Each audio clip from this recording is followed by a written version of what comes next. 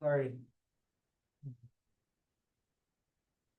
discombobulated. And then that conversation discombobulated me more because I don't remember a bunch of things in those books. All right, sorry. Um, Back to what this course is actually about. Um, all right, I guess I should start by asking, are there any questions about the midterm assignment, anything like that? There was one person who was having trouble, but who joined the class late, who was having trouble finding the assignments or something, but no one else is having trouble with that, right? Canvas site's working right. Okay. All right, back to Goodman then. So, right. So in this reading, Goodman moves from projection, which is his own like weird problem, basically, to induction, which at first seems like a completely different issue, right? Like the issue now is um, um, on the basis of finding, a whole bunch of emeralds that are green, I'm supposed to be able to make a prediction that all emeralds that examined in the future will be green. Um, by the way, I used to, for a long time, I used to say I wasn't sure whether it's true that all emeralds are green, and I kept forgetting to look into it. It turns out actually that emeralds are green by definition. Yeah, an emerald.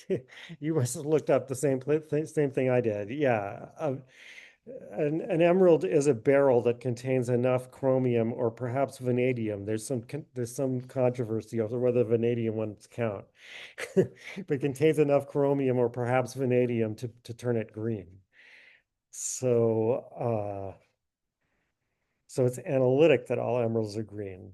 But of course, Goodman would question that, and perhaps rightly, in the sense that what would really happen if tomorrow all the barrels that contained vanadium were blue? Would we say there are no more emeralds, or would we say no, now emeralds, we're going to redefine them as blue? Right? It's not clear. Anyway, never mind that. So, right, or for example, if we go back to the example of rubber, now like um on the basis of the fact that all the rubber I've found so far is flexible, I want to predict that it's all going to be flexible. Um, right. So, and the question is, or the question um, seems to be, how can that be justified? Right? Like, how can it be justified based on the fact that all these emeralds are green in predicting that emeralds examined in the future will be green? So as uh, Goodman summarizes Hume's argument for this, like, okay, that it can't be justified by observations because it's all about things that haven't been observed yet, right? So it's obviously not justified by observations. And it's not justified by logic because nothing about these emeralds being green implies that any other emeralds will be green, logically speaking. Um, so how can we justify it? So Goodman says, well, um, if you think justifying it means or involves showing that the predictions will turn out to be correct, then that's impossible because we don't know if they'll turn out to be correct. We haven't made the observations yet. Um, right? So, he says like whatever the solution is, it can't involve appealing to knowledge that we don't have. Um, Now, I mean,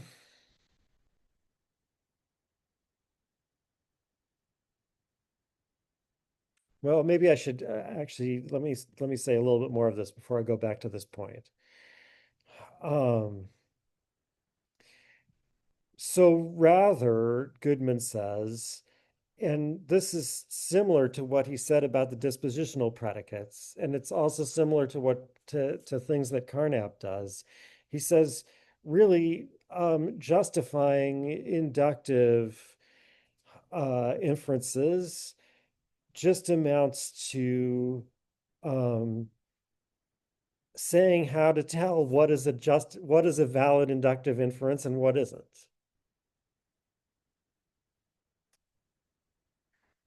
So it's like we have this predicate valid that we apply to inductive inferences. Um, and we want to come up with a definition for it. And the definition has to be extensionally adequate, more or less. Right? He makes it more clear in a couple of footnotes in this section how that these he's okay with these explanations, like modifying the definition somewhat, if that turns out to be convenient. So there may be some inductive inferences that we always called valid, but when we could sit down to systematize it, we'll say, well, we don't really want to count those as valid. And there may be some others that we counted as invalid that now we're going to count in. But basically what we want is just to give a definition of valid that's going to apply to all and only the inductive inferences that we're used to calling valid. Um, or as he also puts it, the um, the inductive hypotheses that in the past we've tended to adopt or accept on the basis of certain kinds of evidence, right? So the inductive inference looks like, evidence, and this arrow doesn't exactly mean implies, but it means supports or something like that. Evidence supports the hypothesis. So, like, some evidence supports certain hypotheses, and other evidence doesn't support other hypotheses. And so, like, a valid inductive inference is one where you infer the hypothesis from evidence that supports it. And infer doesn't mean, well, part of the question actually here is what it does mean. But um, but anyway, this is not a logical inference. It's not logically necessary based, but you confirm the hypothesis based on the evidence. So like we have, all the inductive inferences that have this shape. We have some that we accept and others that we reject. We accept the valid ones and we reject the invalid ones.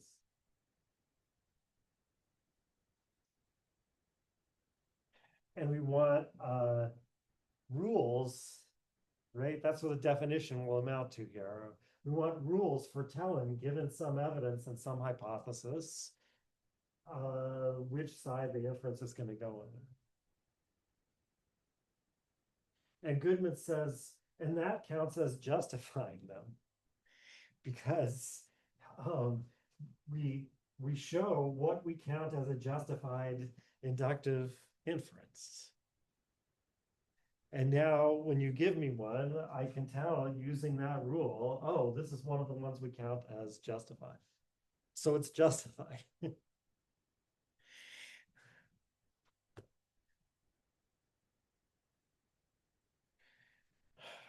um,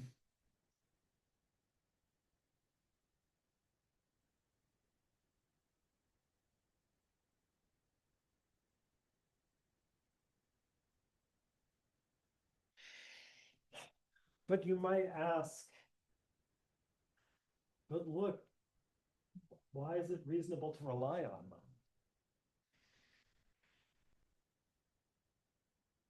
Like, shouldn't I say something about these rules that makes it clear why, given, for the one that's in here, that given this evidence, it's reasonable to rely on the hypothesis being true, at least to some extent. Shouldn't these rules explain why that is? Whereas another one that's in here, that would not be reasonable, right? So like this here, the evidence might be, every emerald I've examined so far was green, and the hypothesis is all emeralds are green. And we treat that, at least supposedly, I mean, um,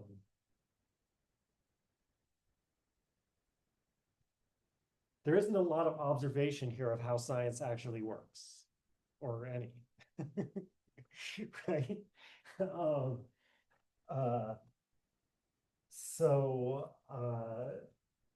um, you know, whether we really, I mean, certainly there was never a scientific theory that all emeralds are green that was confirmed by examining lots of emeralds.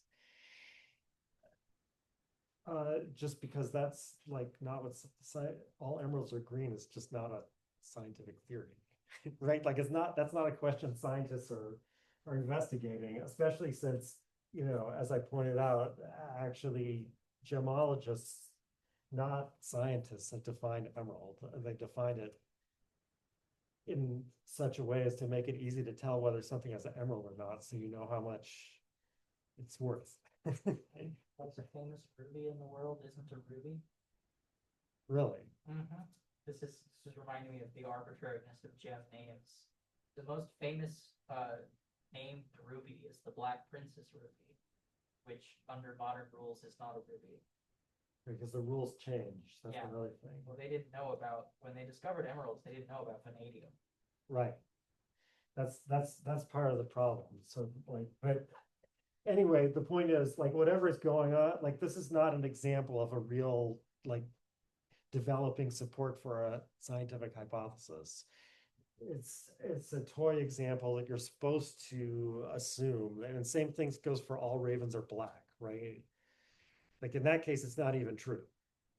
It's not true that all ravens are black. I mean, some of them are albinos, some of them are probably painted. I don't encourage doing that, but it's probably been painted other colors. Now they're not black anymore. Right. So anyway, um, but like anyway, we're supposed to assume for purposes of the discussion that this is how it works. So, so here's an example of one that's supposed to be valid.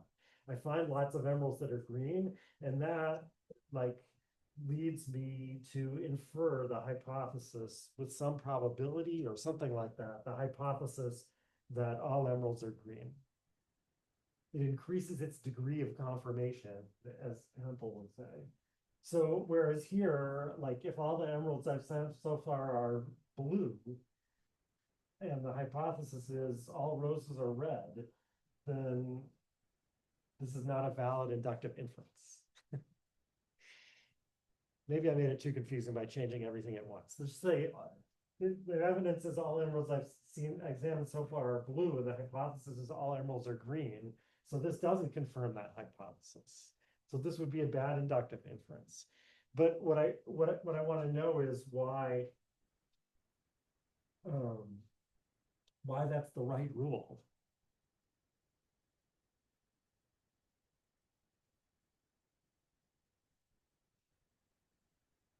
Maybe that's a bad example because in this case, the evidence falsifies the hypothesis. You should probably go back to the other one. Right? Let the evidence be that all emeralds examined so far are blue, and the hypothesis be that all roses are red. Why shouldn't I believe that all roses are red after finding a bunch of blue emeralds? But I should believe that all emeralds are green after finding a lot of green emeralds.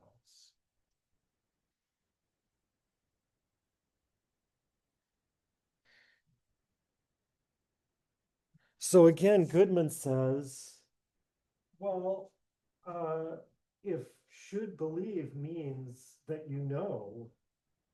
all emeralds that you examine in the future will be green, then you don't. So the rules don't guarantee that. Um,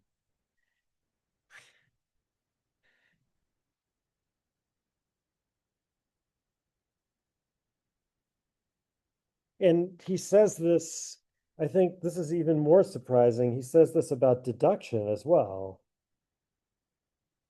This is on page 63.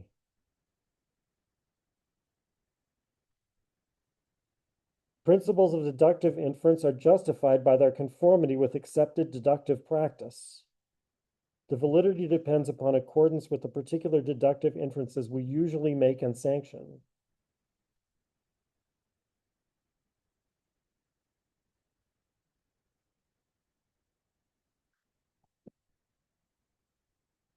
So, like this thing you were expecting that I'm going to tell you, you know, how we know that all emeralds are probably green because the ones we've examined so far are green.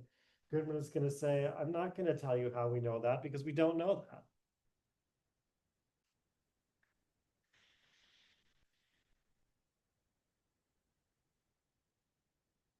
Now, I mean, you might think that's odd because what does it mean that we accept this inference then?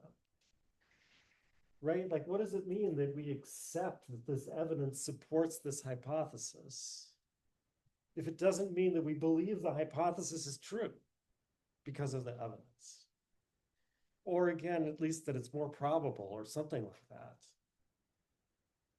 That is, how can Goodman at, in the same breath say, um, this is inference we should accept, or we should accept the hypothesis based on this evidence, I guess is actually how he usually talks, or we should adopt the hypothesis based on this evidence. How can he say we should accept this hypothesis or we should adopt this hypothesis? But then when you say, is the hypothesis true? He'll say, I don't know. Like, what does accepting or adopting mean here? So I think the answer is that accepting or adopting a hypothesis is understood as like saying something about it.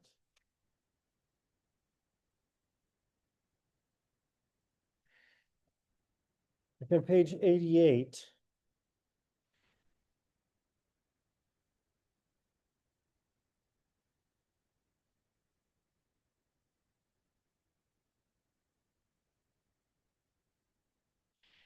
notice especially that even if all the instances examined up to a given time are favorable, and even if the hypothesis is true, still it may perhaps not be actually projected at that or any other time.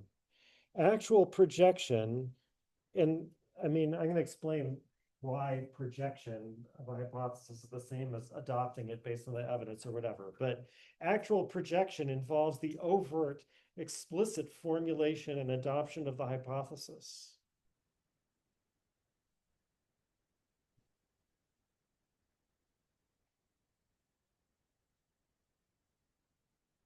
So it's like saying we accept this hypothesis. Or maybe thinking it, but thinking it in the sense of some kind of overt like act that you do, right? Not thinking it in the sense of um, something you can be doing even while you're asleep. Do you understand what I'm getting at? The distinction I'm getting at there, right? That like if there's one sense of think or believe. I mean, some would say this is really the only sense of think or believe, but anyway, there's one sense of think or believe where like if you say, if someone asks you, uh, does Abe think there's a cassowary in the National Zoo in Washington, D.C.? You don't have to call me up and ask me and make sure I'm awake. Because if I'm asleep, I don't think anything about the cassowary, right? You don't have to check to make sure I'm not thinking about something else.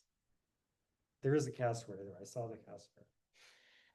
But although you could only, I had to go back twice because the cassowary was only available on weekends. But anyway, So, right. So, right. So I just told you, I believe there's a cassowary there. I saw it, right? Now, from now on, you can say Abe believes there's a cassowary there, right? You don't ever have to check to make sure I'm awake, that I'm not focusing on a math problem or whatever, right? So, but there's another sense of, or maybe there's another sense of thinking there's a cassowary where it's something I have to be doing right now, right? What Aristotle calls the energia, or the actus in Latin, right? Where it's not just a disposition to think it. It's back to dispositional terms, right? But that I'm actually thinking it right now. So, right, so like if it's sufficient to think I accept this hypothesis, again, it has to be something like I actually do, like saying it. But I don't know, probably saying it is, it's probably um good to limit it to saying it. Anyway, it's going to be something acceptable, right? Like something that people who don't believe in spooky stuff can believe in, like saying something. So so we see, actually, I think that the linguistic aspect of this is really as important to Goodman as it is to Carnap, and not for completely different reasons either. I mean, it's sort of like, well, we're free to adopt the convention. I mean, actually, Carnap does talk about that way when he talks about inductive logic, right? When he talks about different inductive logics that come out differently, he says, we're free to adopt the convention that we use this one or that one. So, I mean, it's kind of like that, right? That is, conventionally, this is the kind that we call accepted. And conventionally, when it's accepted, we act in certain ways. But that's the end of the story. Except that for Goodman, it's not exactly true that we're free to adopt any convention, right? It's going to turn out that, uh, uh, well, as you see in this project, most of the time we have to uh, adapt ourselves to the conventions that have already been adopted, making small changes here and there, perhaps. Um, in other words, this is like, politically speaking, this is more like Locke. That, yeah, government is by convention or by consent of the governed, but um, but most of the time, most people are born into an existing commonwealth, and they have to. Uh, I mean, um, maybe I should say it's more like Hobbes, actually. Locke tries to do various things to make it like possible for people to actually accept the convention who were born later. Hobbes just says they have no choice because they're like conquered by everyone else. They're forced to adopt the convention. That's kind of like what this is like, right? Like Goodman couldn't just good. Should I say that's different from Carnap or not? It's rational reconstruction. Carnap also feels it somehow beholden to our previous conventions in proposing new ones. Um, Maybe actually Goodman is more like Hobbes and Carnap is more like Locke. I don't know. Anyway, um, so um, okay, so that's all about what Goodman thinks the problem of induction actually is, or should be, right? Like he keeps saying philosophers, and this is a use of philosopher where it means philosophers accept me, or accept me and my friends, right? Like where you say philosophers always think blah blah blah, but actually, right. So that's a common use of the word philosopher by philosophers. Right. So right, he keeps saying how philosophers keep trying to like to make the problem something that's insoluble or empty or whatever, but this is the real problem. Explain what are the rules that we use to distinguish between the valid and the invalid ones. Um,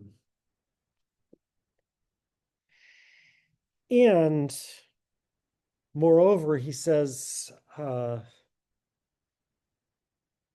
this is what Hume really proposed, a solution like this. Um,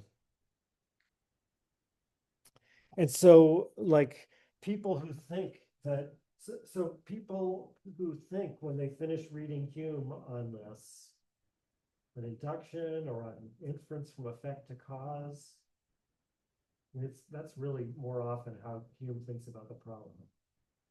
But sorry, you have to take 100C next quarter if you want to hear about that. So anyway, but then people finish reading Hume on this. They say, oh, so Hume didn't really solve the problem, and he's left with a big problem, and like that's why Kant has to try to solve it, and whatever. Um, Goodman says, no, Hume has a perfectly good solution. I mean, he doesn't think it's right, but it's the right kind of solution, and it's more or less right. It's in the right direction. And Hume is perfectly happy with it. That's Goodman's interpretation of Hume. Um,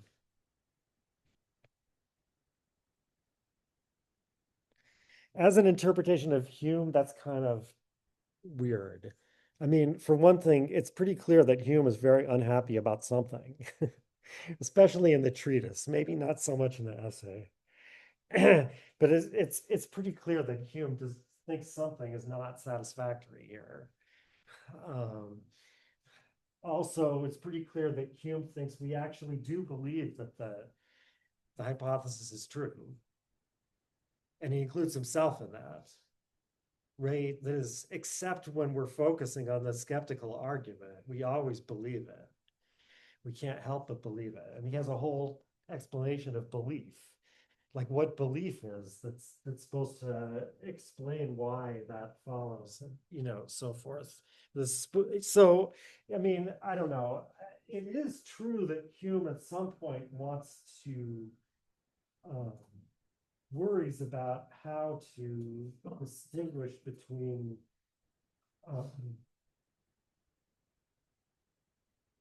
the kind of customary transitions that we should acquiesce in making, even though there's no logical force to them, and the other kind that we shouldn't, like kind of superstitious ones. Um, and I guess he thinks his solution will help with that, although it doesn't help directly with it. So I don't know. I mean, it's not completely off as a interpretation of Hume, but there's something a little weird about it. And by the way, we'll see that Quine's Hume is quite different, even though Goodman and Quine were close associates. And Quine's Hume is basically in despair of solving the problem he set himself. So um, but uh,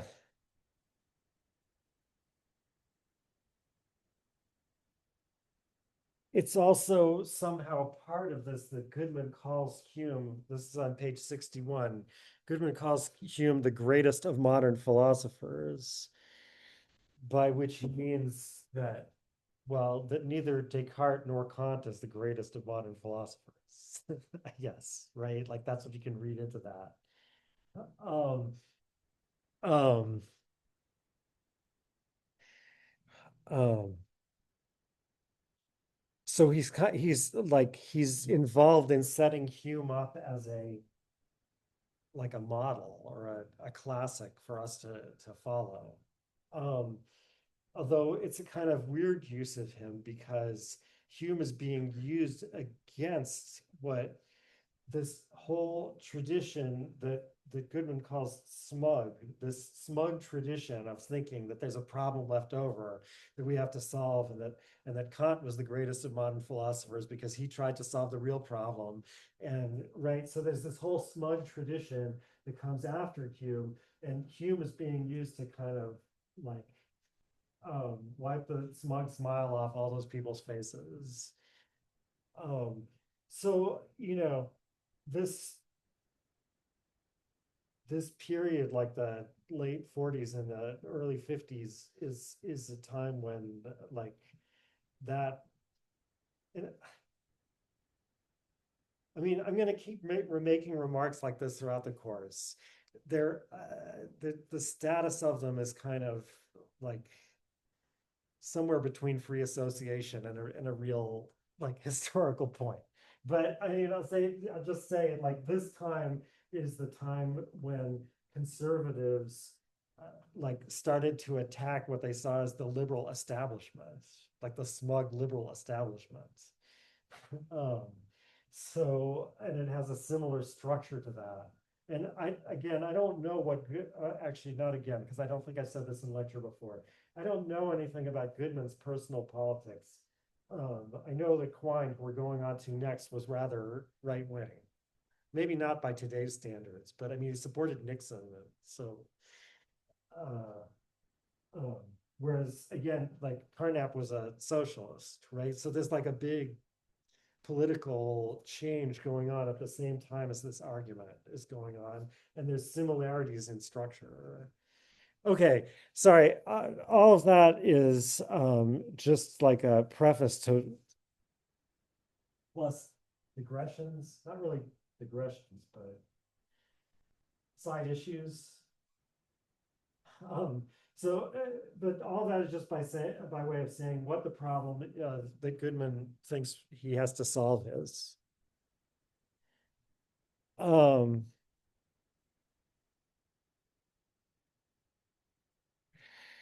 Okay, and so the first thing Goodman says about this problem is, well, Professor Hempel has made a lot of progress on solving it. Um, right? Hempel is one of these kind of um, younger generation logical positivists, and he wrote a lot about um, inductive inference, concept formation, all kinds of stuff. Um, he's also the one that Goodman quoted as like having given up on the verifiability criterion of meaning. Um, so Goodman like lists some of the technical issues here that Hempel has found ways around. I mean, there's all these problems with the way you think it might work um, that lead to, well, they turn out not to be extensionally adequate. Right. So the most famous one that he mentions is something called the paradox of the ravens, right? That so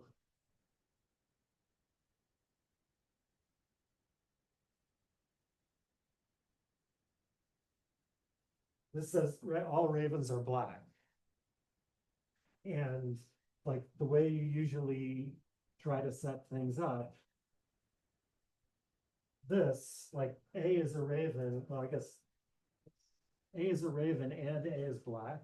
Goodman uses a dot for and, but I'm still using my thing here. All right. So A is a raven and A is black. So you would think that this is a confirming instance. So far, so good.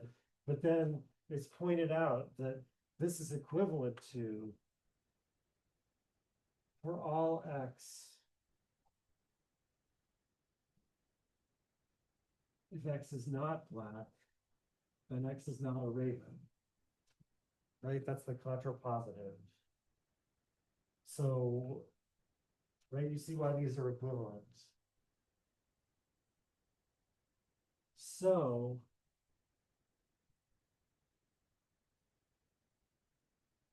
this is an instance of this. So this says A is not black and A is not a raven. So this should confirm this. But this is equivalent to this. So this should confirm this. So like when I find this piece of chalk, well, it's not black and it's not a raven. So it helps to confirm the hypothesis that all ravens are black. And yet that's not something we would normally accept as a valid inductive inference, right? That's why it's a paradox, the paradox of the ravens. Um, so, Goodman has a quick discussion in a paragraph about how, like, what the solution to this is. I'm not sure. I think it's still not clear what the right solution to it is actually, but Goodman thinks it's settled. All right. So there's a bunch of technical problems of this nature of like getting this definition. Like, there's when you first look at it, you say, well, that's easy. We take the hypothesis to be confirmed by instances of the hypothesis. But then if you go too fast, it turns out that like things that you don't think of as instances of the hypothesis actually are. And so you get too many valid inferences. So, right, so your definition of valid turns out to include all kinds of stuff in here, which is bad, perhaps even everything. You do it wrong. So Goodman says, yeah, so a lot of progress has been made on these technical problems. And, there's still some left, but wouldn't it be reasonable to think that with a little more work, we can solve those too? But then he says, but here's a new problem that's completely different from these technical problems, and it's not at all easy to solve. This is what he calls the new riddle of induction. So I guess like the old riddle of induction was, how are we justified in predicting the future based on the past or something like that?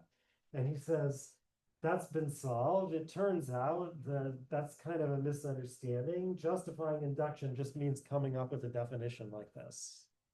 So that's the answer to the old riddle. And yeah, it's not completely finished. Like we don't completely have a definition like this, but like it's under control. But the new riddle, so the new riddle is a problem about projectability. So now I have to explain what, like exactly why the problem of induction is the same as the problem of projectability. Are there questions about any of this before I go on?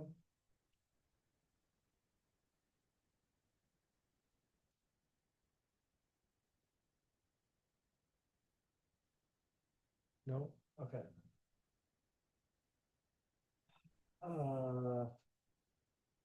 I can definitely erase this.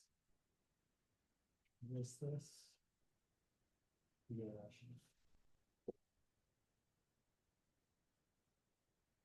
should. Um,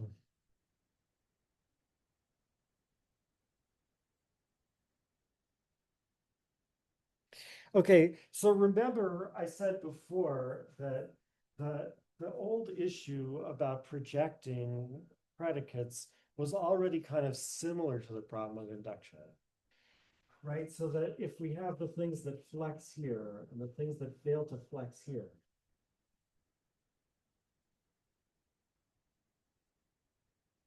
and out here we have all the things that neither flex nor fail to flex because they're not under suitable pressure. And the question was like how to project this line to divide everything into things that are flexible and things that are not flexible. Um, and I said, like, in a way, you can think of the things, right? So this circle contains all the things that are under suitable pressure. And in a way, you can think of the things that are in the circle as having been observed or examined, right? Like they've been examined by putting them under suitable pressure, observed by putting them under suitable pressure. And so, like, we figured out that these are all flexible because when they're examined, they flex. That is, they bend. And these we figured out are not flexible because when they're examined, they fail to flex. That is, they don't bend. And then these are the ones that haven't been examined yet. But I also said that when it comes to a dispositional predicate like flexible, that's it's so to speak true, but it's not literally true, right? Like something that's under suitable pressure, but no one's ever seen it, still flexing, right? So it's like the world is examining it or something. Like the world has examined everything in this circle to determine if it's flexible or not, and we're trying to extend it out to the things that the world hasn't examined. Um, So to get from this to the problem of induction, we just need to go from, like, so to speak, examination or observation to literal examination or observation. Um, right? So we can think of, like, so a disposition predicate like this has a condition, um, and a manifest predicate that's supposed to follow whenever the condition is fulfilled. Right? So in this case, the condition is under suitable pressure, and the manifest predicate is flexes or, well, or bends. Yeah, I guess I should say bends. Okay. So so we want a new kind of dispositional predicate, but it's still a dispositional predicate, but now the condition is going to be that it's been examined or observed. Right? So we could think of, like, let's say we're trying to prove that all ravens are black. That is, we're trying to support the hypothesis that all ravens are black. So we can think of um, is black as meaning would be found to be black if it were examined or observed. I, Goodman mostly uses examined rather than observed, and I mean, I I think maybe that's a better choice for his purposes for reasons I'm about to go into in a second. So right, so like is black you could think of as meaning would be found to be black if it were examined, or in other words, um like uh like found to be black examinable. That's the disposition. Right? So like examined is like put under suitable pressure, and black is like bends. So in here we have all the things that are,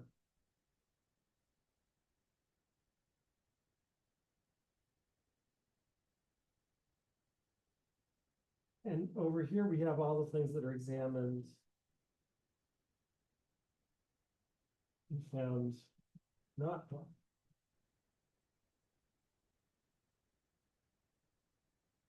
And our question is how to project this line out to the things that haven't been examined.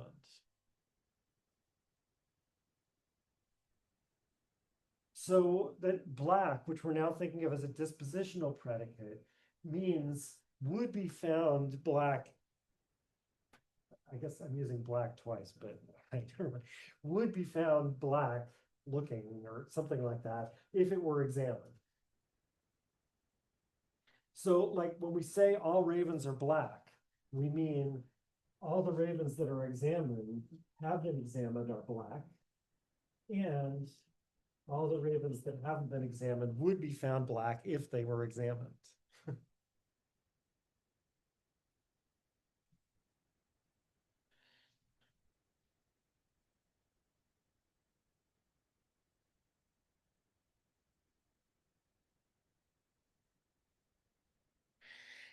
And now induction looks a lot like the general rule of induction looks a lot like the general rule that Goodman discussed in the case of projection or dispositional predicates in general, namely that the way we should proceed is saying that, like, how do we tell which things out here are flexible?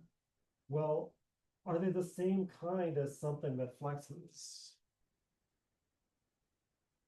Right? So like um, the rubber things in here all flex. And so we're going to call everything rubber out here flexible also because of the same kind as something that flexes. And similarly, induction is right, like all the examined ravens are found black.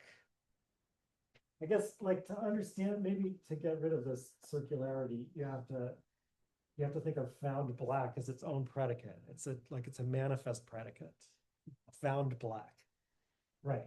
So like all the ravens in here um are have this manifest predicate found black. And the question is, um, to what outside this circle can we apply the dispositional predicate black? It's dispositional again because it means would be found black if it were examined, right? So, and the answer again is going to be, well, it's just, if it's the same kind as the things in here that are found black, we're going to call these examined and found blackable, or for short, black, right? So we're going to call all these ravens black because these actually have been found to be black. And that's the understanding of what the relationship between the evidence and the hypothesis is. That's the way he subsumes that under the general problem of projecting dispositional predicates.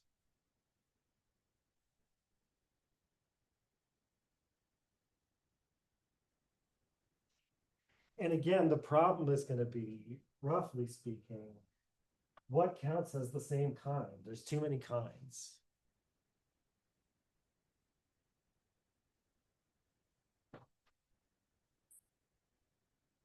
Um,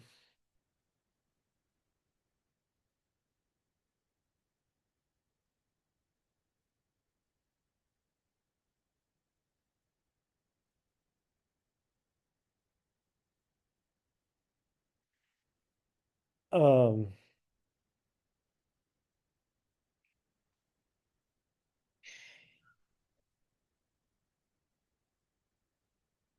and again, like a general solution to this, we define a manifest predicate.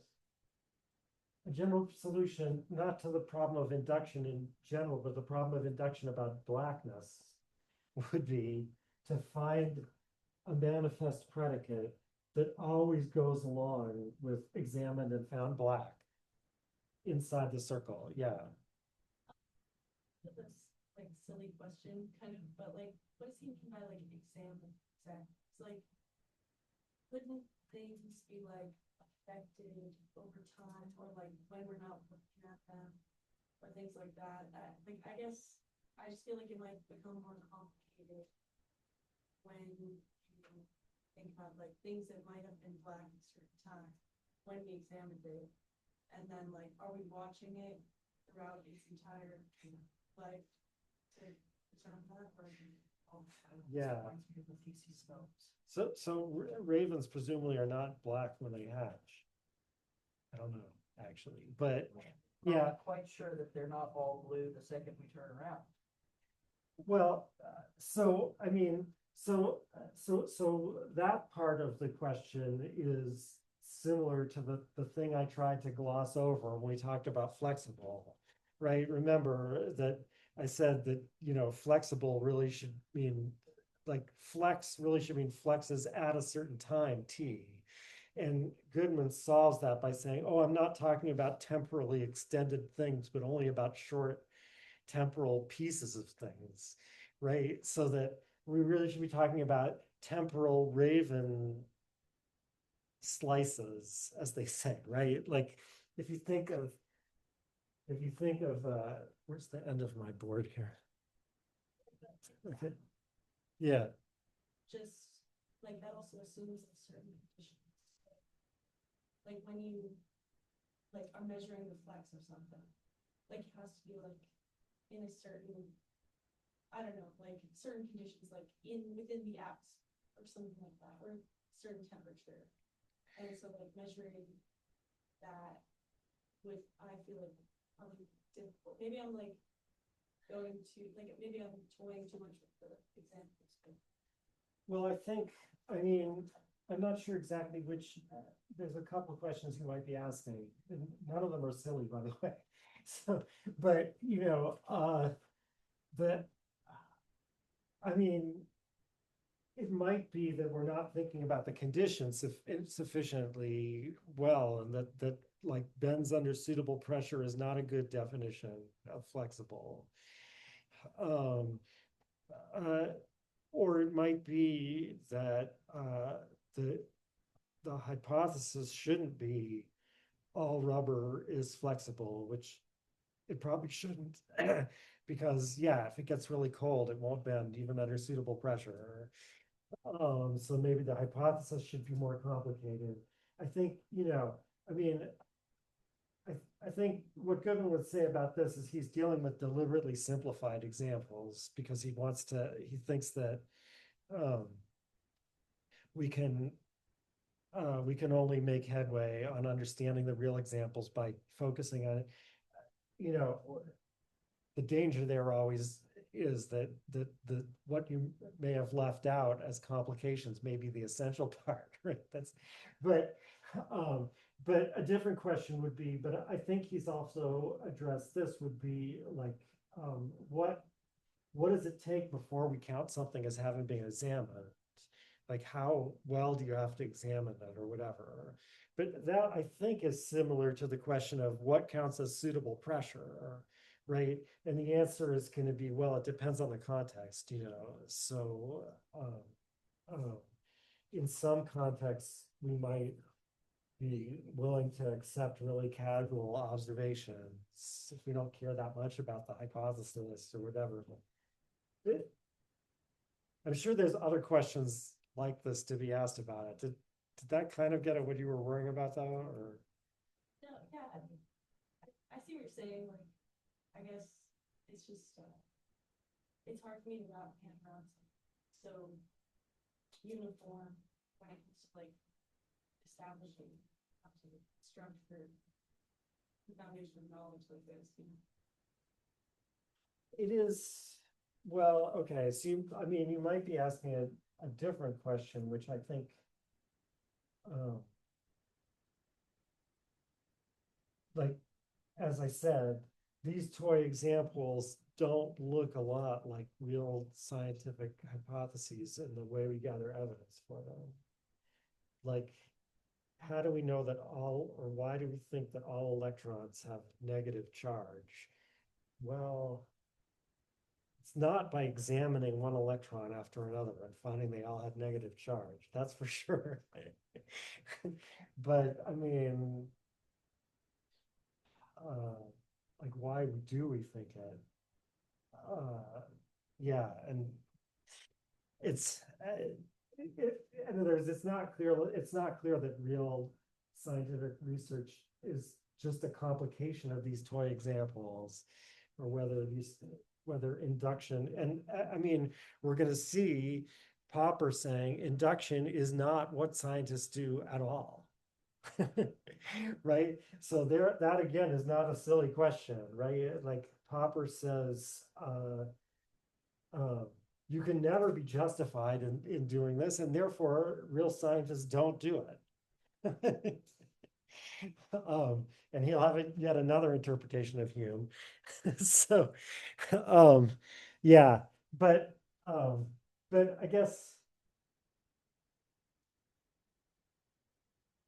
um, I guess there's two things to say about this. One is like on is it clear on Goodman's terms why he's succeeded in right? Like if induction really, and it's not just his own idiosyncrasy, like right, like if induction really is roughly the way he thinks it is, and the way Hempel thinks it is, and the way Carnap thinks it is, is it right that he's succeeded in showing that you could think of it as, I mean, you're not forced to, right? But you could think of it as a special case of dispositional predicates.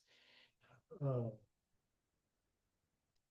and that's a way of noticing a type of problem that can come up for it. And then, yeah, we can get to later the question of what's the implications of this for science, if any.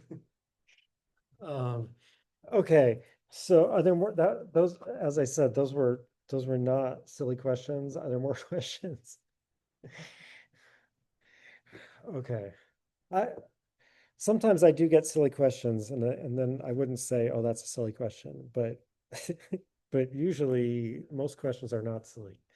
All right. So, um, you've heard me say it? Not in a mean way. Okay. That's not right. All right, maybe. I hope not in a mean way. I try not to be mean. All right. Best I can. All right. Okay, back to Goodman. So, all right, this is just a side note that Goodman's use of projection and projectable. So this, I think, is the way he used it when he first introduced it. We talk about projecting the manifest predicate beyond the realm where the condition holds. But as he goes on, he starts talking about um, projecting the dispositional predicates in effect, right? Like, is black projectable? Or I guess in this case, the question was, is Raven projectable? I don't know. It's not, no, actually, now I'm confused. Doesn't really work either way. Anyway, it's confusing. He uses projectable in apparently different ways, or projection. And then later he starts talking about hypotheses being projected.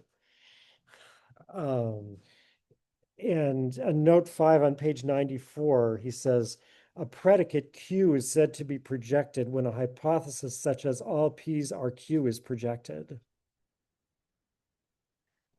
So now he's like, the hypothesis is the main thing that's projected. And apparently projecting the hypothesis means something like adopting it based on the evidence.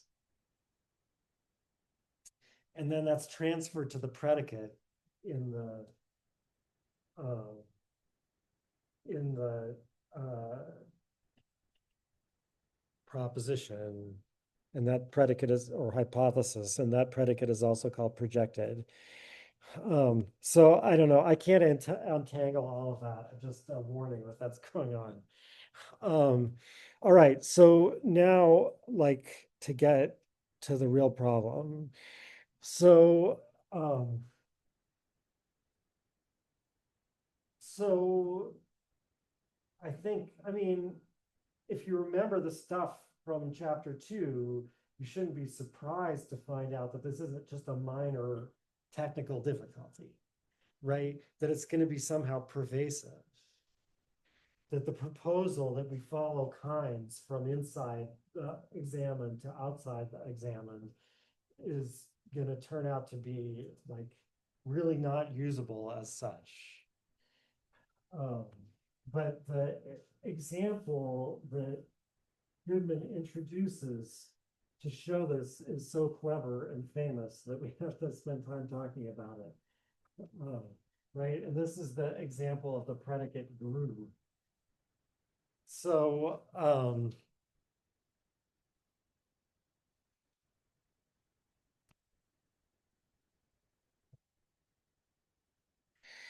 so suppose all the emeralds we've examined up until a certain time, which Goodman calls T, have been found to be green when they were examined.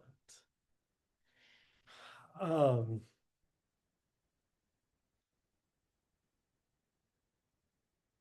But by the way, there's also like Goodman has a whole discussion of like the time of examination. This is also related to your questions. The time of examination might not be the same time as the time you're talking about. That like maybe by some, so this kind of examination is not like direct inspection, but somehow I can like examine to determine whether a raven was black in the past.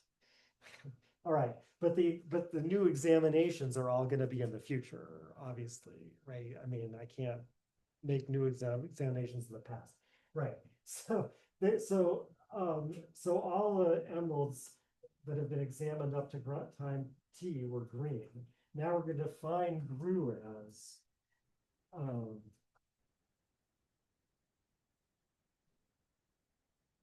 green and examined before T,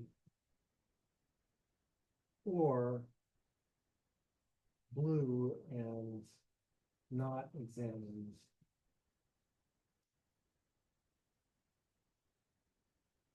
for T. So, right, this is an OR. These are connected by OR. Um,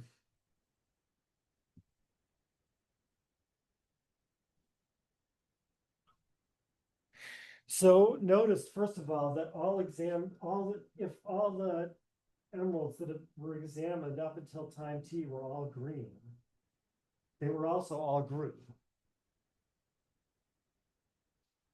right? Because something that's been examined before T is GRU, just in case it's green. This is the definition. So they were all green, therefore they were all GRU. Um, so, I mean, this is important because in some like ways of rephrasing this or like redoing this problem, these features go away, but I think they're really important to Goodman.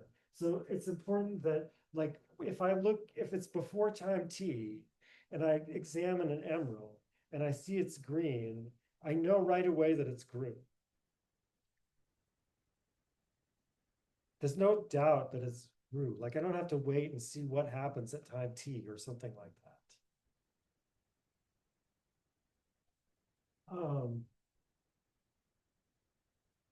Similarly, like let's say there's an emerald that's like buried in the earth at time T. So this is time T. And at time T, this emerald was still buried in the earth. It hadn't been examined. Now we're trampling over those time issues again.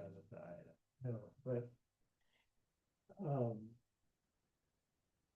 uh, but I mean, I think if you put time back in, it will still work out. You just have to be a little more careful. So, at time T, this emerald um, is buried in the earth and has always been buried in the earth, so it hasn't been examined. So if this emerald is blue, then it's already green. And if it's green, it's already not green, right? Because since it hasn't been examined before T, it fits under this clause here, and it's GRU if and only if it's blue. So at time T, the emeralds out here that have been examined, the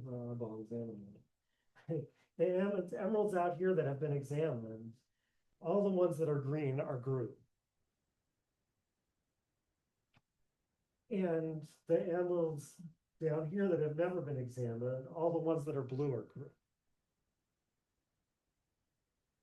And when time T comes, assuming this emerald doesn't change from green to blue, it remains GRU, right? Because it still was first examined before T.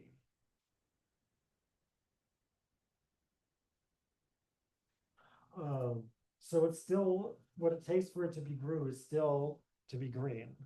So if it doesn't become not green at time T, it won't become not GRU at time T. So when I examine it now and I see that it's green, therefore GRU, I know that unless it changes, it's always going to be GRU. But what happens after time T is that if I now dig up this emerald and I find that it's blue, now this emerald is GRU because now it's being examined for the first time after time T. Okay, that's just, I'm just going, because sometimes people think that this means that like green things have to turn blue at time T or something like that, but it's not true, right? Like this can always be green, and if so, it will always be GRU. This can always be blue, and if so, it will always be GRU.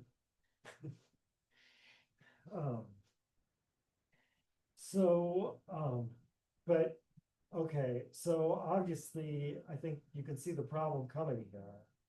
All emeralds are green. All emeralds examined so far were green, and that's supposed to support the hypothesis that all emeralds are green. And therefore, when I dig up this emerald, it's um, I've accepted or adopted the hypothesis that this emerald will be green.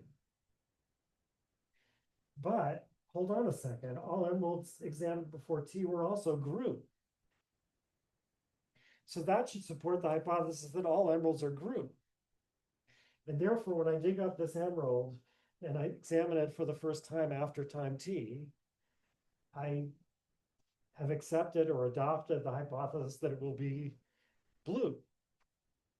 Because I've accepted or adopted the hypothesis that it will be GRU, right? Because I'm building up inductive evidence for the hypothesis that all emeralds are GRU. But to be GRU and examined for the first time after time T means to be blue.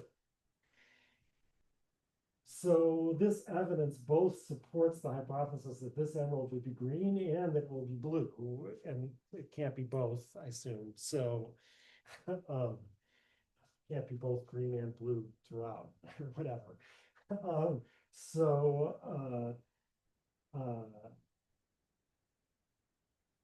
well, I mean, so two things. Number one, we can't just simply say that hypotheses are supported by their instances, right? Because that wouldn't even be consistent.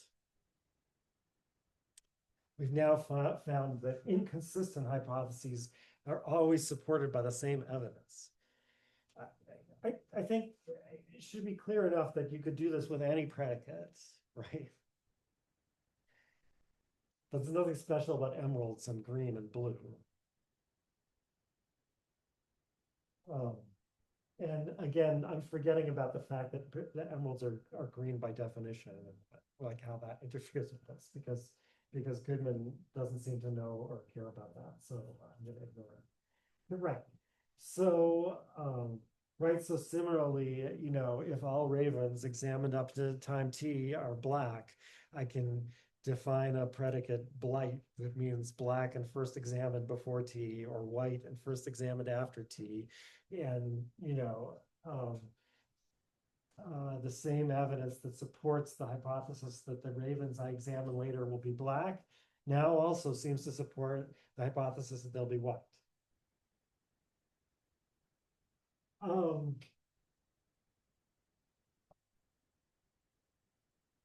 But there's a second part to this, which is that, of course, we know which is the right one and which is the wrong one. Right? That it is, so in terms of our definition, so like we've ruled out a simple kind of definition of validity. I mean, we already ruled out the simplest version of this on other grounds. The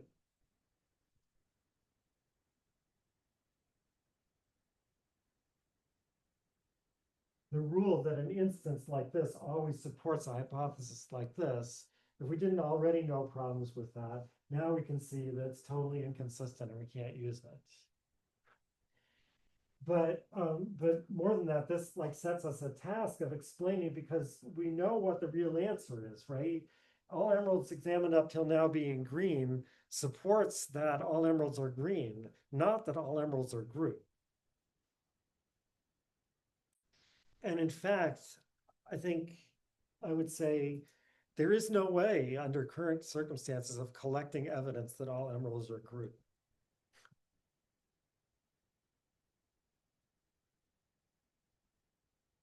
And the evidence would be the same as the evidence that emeralds are green, right?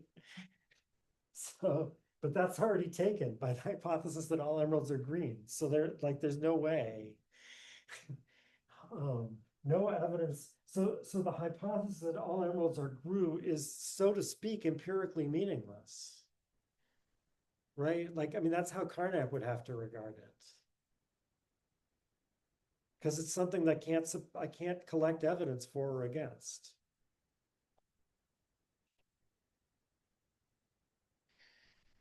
And so I think, you know, we can see for this that besides just being a problem about induction, which Goodman thinks is a serious one, right? Like how to say why GRU is bad and green is good. Like how to give a definition of inductively valid inference that will rule in the green one and rule out the GRU one. That this is also kind of like um, a, um, it's a new kind of problem for the criterion, the empiricist criterion of meaningfulness.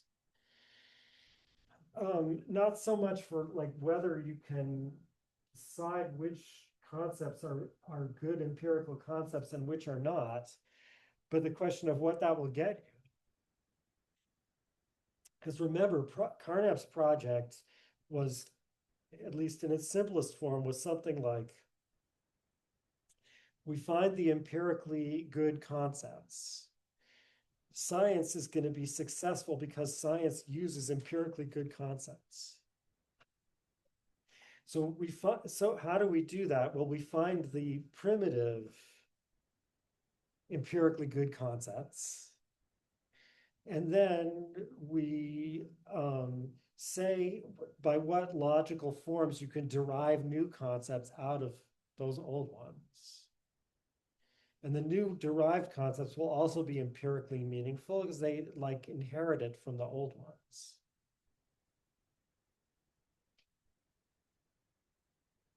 But if green and blue are empirically good concepts, then blue is defined in terms of them. Well, and examine and time t, right? if everything over here is empirically meaningful, blue should be too.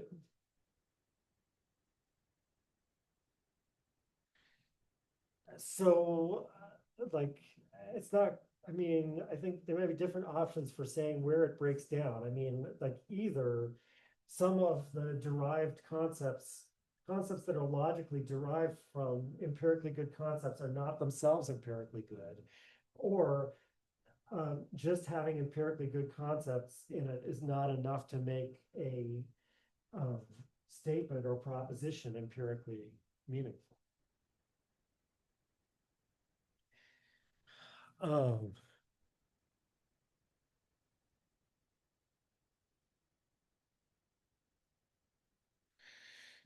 so I mean, maybe this shows more clearly why Goodman is so convinced that the tragic history of the empiricist criterion of meaning is like not can't be fixed.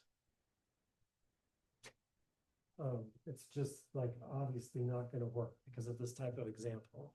Carnap did respond to Goodman. He proposed various things, and Goodman mentions some of them. I think maybe I actually only in the introduction that I didn't assign. Goodman mentioned some of the things that Carnap proposed. But at least from Goodman's point of view, they're no good. I mean, because they basically involve saying that like somehow we know by inspection what kinds are good natural kinds. And I mean, you can, I mean, natural kinds like that are like something that Goodman would definitely put in his list of unacceptable entities.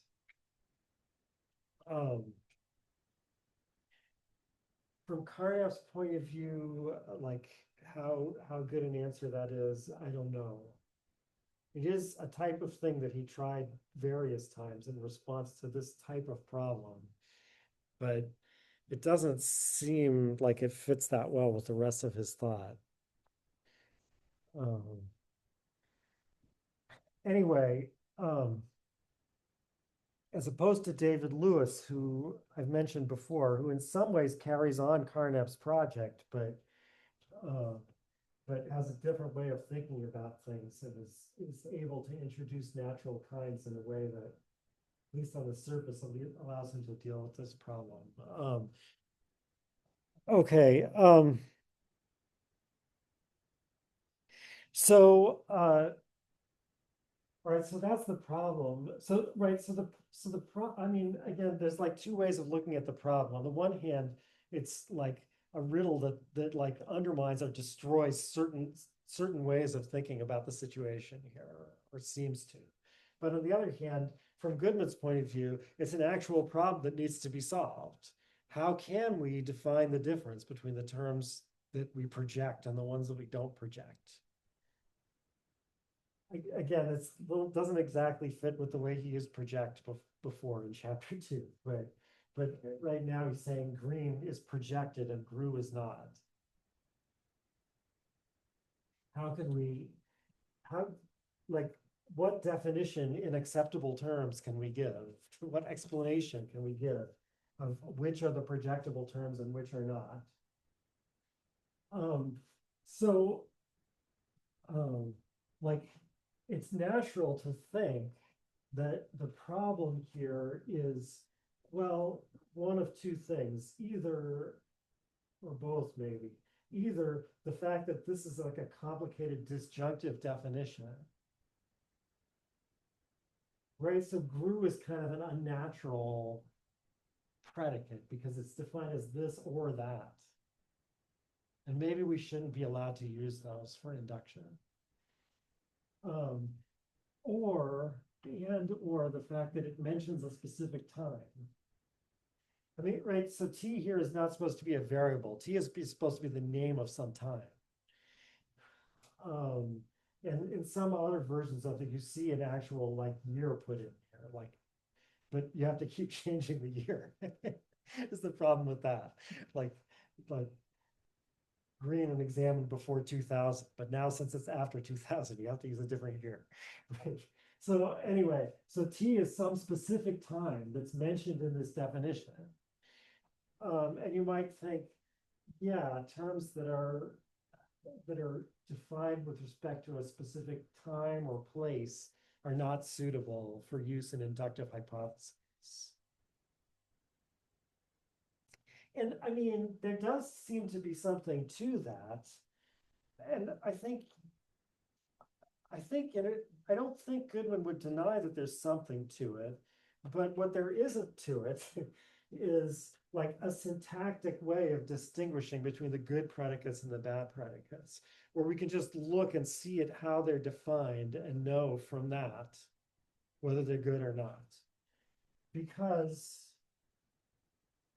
as Goodman points out, so first of all, we can define another predicate, believe, as the opposite of this, right? So it's blue and examined before t,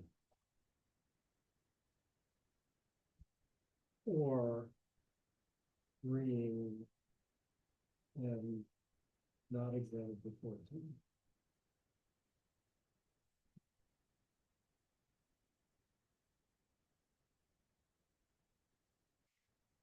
And then Goodman points out you could define green and blue in terms of grew and Boolean. Right? So like green can be defined as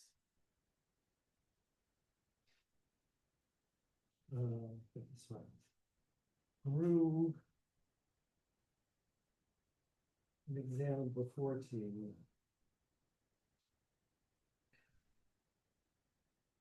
or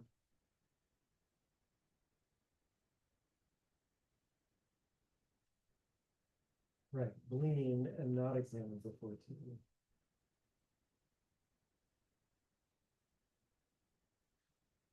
So, right, because if it's grew and examined before t, then it's green.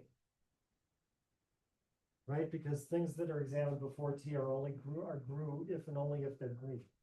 So if it's grew and examined before t, then it's green. And if it's Boolean and not examined before t, then it's also green because things that are not examined before t are Boolean if and only if they're green.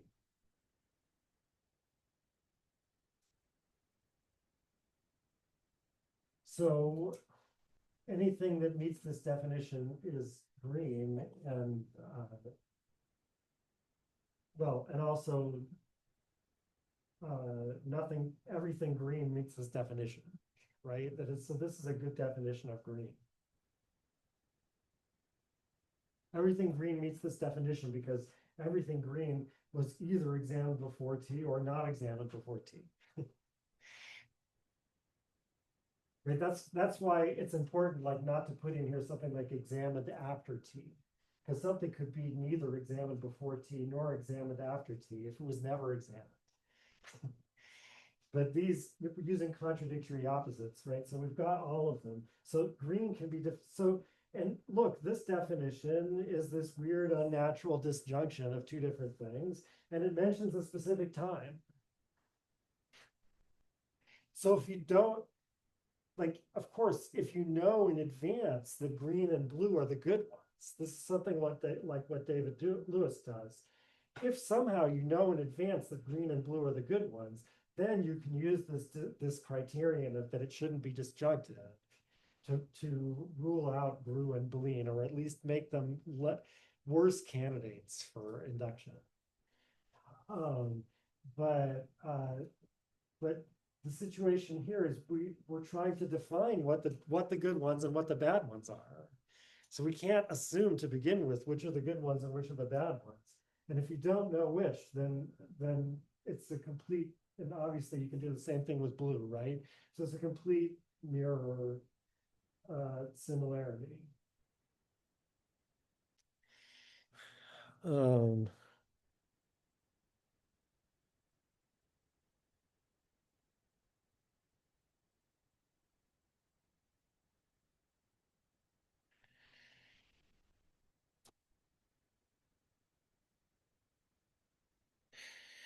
So the result is that we can confirm anything by any evidence. And anything and the opposite of that thing by any evidence, right? Like by cooking up definitions like this, we can get from anything to anything else, as Goodman explains. I forget the example he uses, but explains how, like, with a couple of weird definitions like this, you can get from all emeralds examined so far are green to all ravens examined from now on will be blue, or whatever you want. So and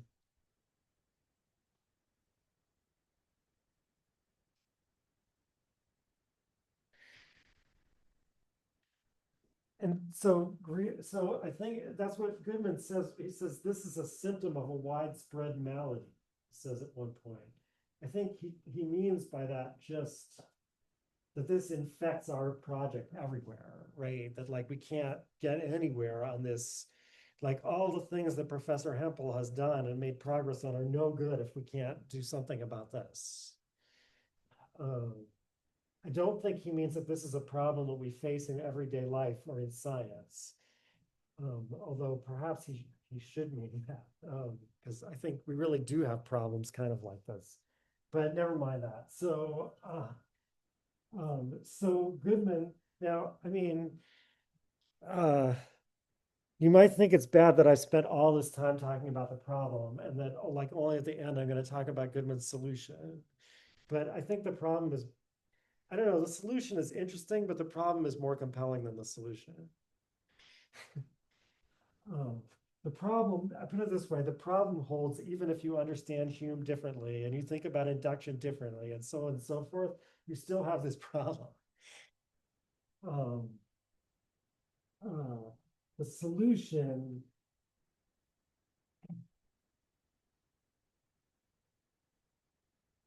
so the solution is in terms of what Goodman calls entrenchment.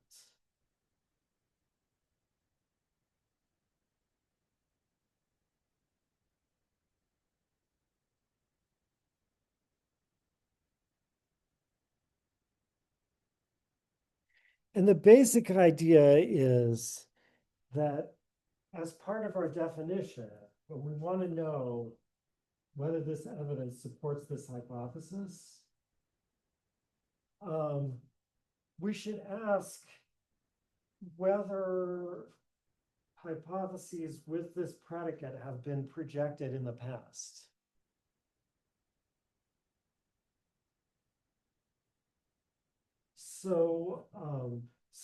right, as he says, like people who tried to solve this problem have always thought that the only information they have to base the definition on is the evidence and the hypothesis. But he says, no, we can add in other information, namely, like, look at the predicate of this hypothesis. All emeralds are green. And ask, um, how often have hypotheses with the predicate green been projected in the past?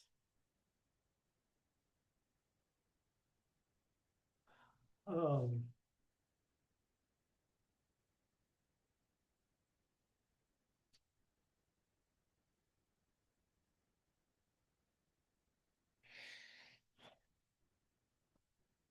so, um,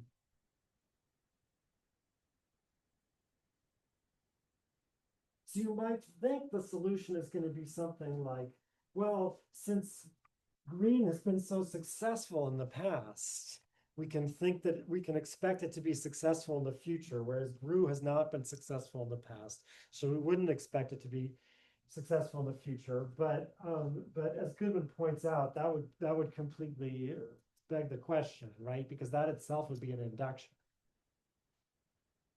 Saying, right, like, why is the fact that green has been successful in the past evidence that will be successful in the future? So that's not the solution. We don't know if this hypothesis is true. We don't know if hypotheses with green in general will be successful. But we want to say how we decide what to call a valid inference and how we decide what to call an invalid inductive inference.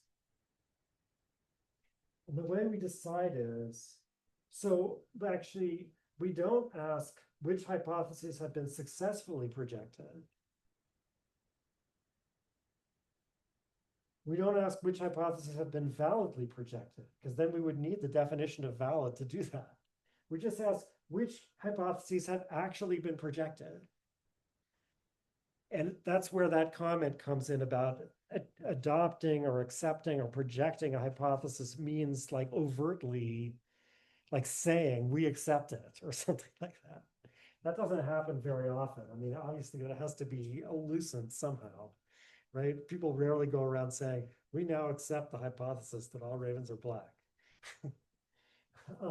But anyway, we just look to see which hypotheses have actually been accepted as predictions. And if we find conflicting hypotheses, like the example of green and Gru, right? So H prime is the hypothesis, all emeralds are Gru. We compare the entrenchment of these two predicates, meaning we compare how often in the past we've projected hypotheses with green versus how many we've projected with hypotheses with Gru. And of course, we find that green has been used a lot and Gru has probably never been used. Anyway, certainly much less frequently than green, if at all, right? And that's the criterion, right? So if you want to know if something is a valid inductive inference, meaning like you want a definition that will say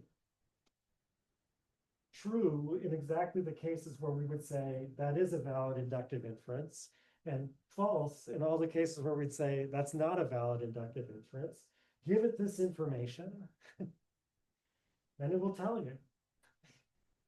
The ones that we've projected a lot are the ones that we say are valid. Yeah. Circular, to be like, how do we accept a hypothesis? Just like look and see if it's already been accepted, or like. Well,